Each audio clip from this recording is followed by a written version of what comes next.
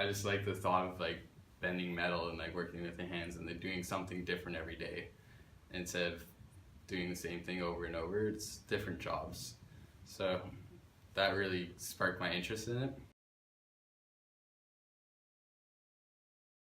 I'd say just talk to your counselors and get them to set you on the right path. They're very great here at Belmont, and they told me like all my requirements, and like they show you everything, show you all the different courses you can take, when the different courses are, and which one you want to choose.